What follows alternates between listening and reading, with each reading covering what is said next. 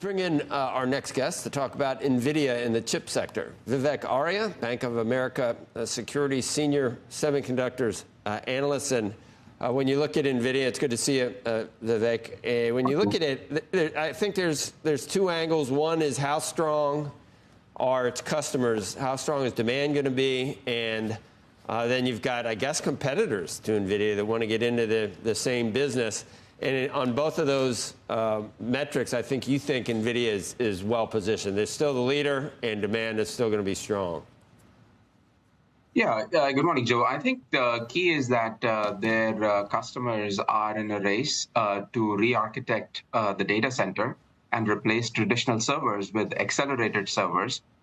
This movement had started about a year or two ago, and then as soon as we started to see the improvements in generative AI and these large language models, which, by the way, the computing requirements to train some of these models are growing 4 to 5 times a year.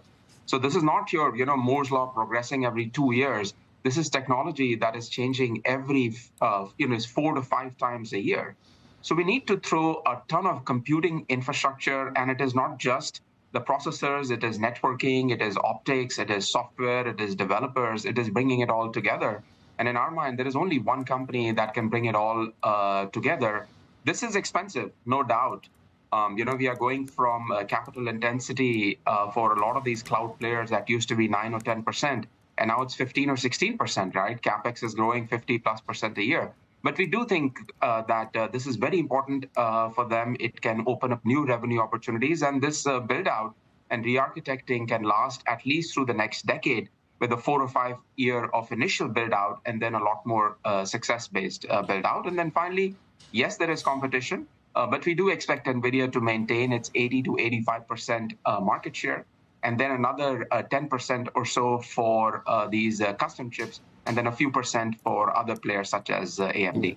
You refer to it as a generational opportunity, and I guess that's 10 years. That'll continue. There's some industry events. You point to Taiwan's semis results. AMD had an AI event. All these things. So you're saying that all Avago, Micron, all these things indicate that's demand for Nvidia's Blackwell chips?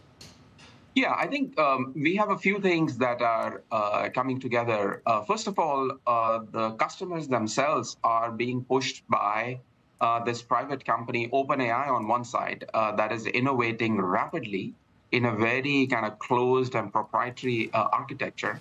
And on the other hand, you have a company such as Meta that is putting out large language models in a very open format, right? Anyone can go and access their models. So the traditional cloud players are having to take the lead from these two very important forces. And this is not just a U.S. phenomena, right? We are seeing this spread across the world, where every country, every region wants to be involved in setting up their large language model.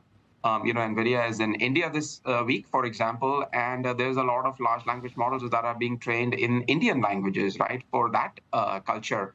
There are large language models that are being trained for all the languages and culture of the Middle East. So I think this is a global phenomena. Enterprises are jumping on board. Novo Nordisk is deploying a supercomputer, using NVIDIA's help. So it's a global phenomena. But as I mentioned, that in order to be successful in this, you can't just be successful in semiconductors, right? You have to be successful in the underlying systems integration technology, in networking and optics and software and developers. And the other important part of what you mentioned is you need scale.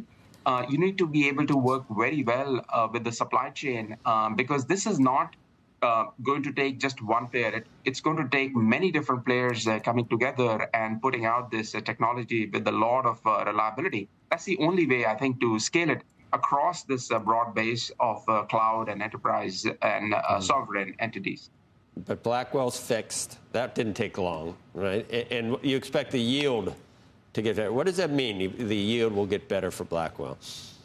Yeah, initially when they put the Blackwell product out, there was an issue in just the underlying semiconductor wafer, so they have fixed that. And we are now expecting Blackwell to go from almost nothing to at least $3 to $4 billion in their next quarter, going on to 10 to 15 and then to $20+ billion over the next several quarters. It is an extremely complex product. It's not just their product. We need to see a lot of other improvements in the data centers, such as liquid cooling. So you have, sort of the whole village coming together in making this successful, because without making this successful, you're not going to have the scaling of a lot of these large language models. You're not going to be able to really justify their speed or accuracy. And it's a virtuous cycle. Every time NVIDIA comes out with a better product, you have the software community, the internet community, the cloud community, the enterprises coming out with applications that can take better advantage of it.